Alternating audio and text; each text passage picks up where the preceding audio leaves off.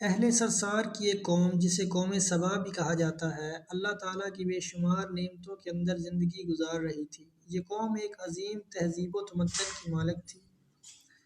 حضرت داؤد علیہ السلام اور حضرت سلیمان علیہ السلام کی باضابط حکومتوں کے بعد ان کی حکومت زبان زد خاص و عام تھی۔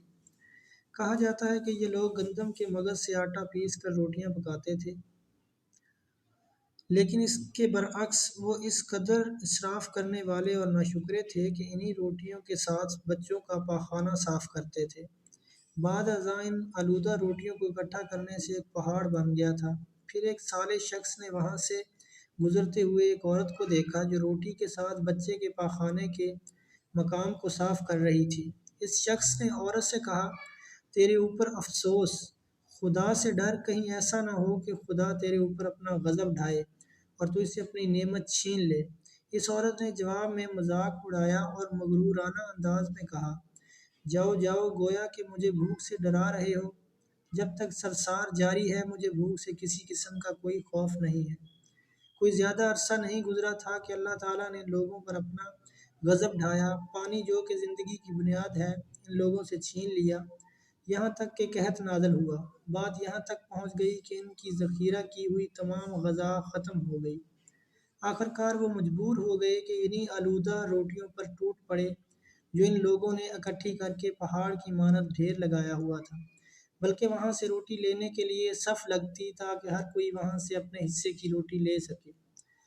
کفر، ان نعمت، قحط اور ان کی بدحالی کے بارے میں متعدد روایات موجود ہیں۔ سورۃ نحل کی آیت نمبر 112 اور 113 میں یوں ارشاد ہوتا ہے، اور اللہ نے اس بستی کی بھی مثال بیان کی ہے جو محفوظ اور مطمئن تھی۔ اس کا رزق ہر طرف سے باقاعدہ آ رہا تھا، لیکن اس بستی کے رہنے والوں نے اللہ کی نعمتوں کا انکار کیا تو خدا نے انہیں بھوک اور پیاس کا مزہ چکھایا، صرف ان کی ان اعمال کی بنا پر کہ جو وہ انجام دے رہے تھے۔ اور یقیناً ان کے پاس رسول آیا تو ان کے لوگوں نے ان کو جھٹلایا تو پھر ان تک عذاب آ پہنچا۔ یہ سب ظلم کرنے والے تھے۔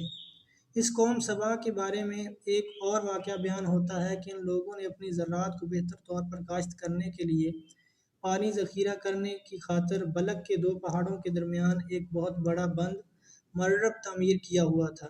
سوراخ اور دوسرے پہاڑوں سے گزرا ہوا پانی اس بند میں آ کر وافر مقدار میں جمع ہو جاتا تھا۔ قوم سبا نے اس پانی سے صحیح طور پر استفادہ حاصل کرنے وسیع و عریض اور بہت سے خوبصورت باغات لگائے اور کھیتی باڑی کو رونق بخشی۔ ان باغات کے درختوں کی شاخیں اس قدر پھلوں سے لدی ہوتی تھی کہ کہتے ہیں کہ اگر کوئی شخص سر پر ٹوکری رکھ کر ان کے نیچے سے گزرتا تو پھل خود بخود ٹوکری میں گرنا شروع ہو جاتے اور قلیل مدت میں ٹوکری تازہ پھلوں سے بھر جاتی۔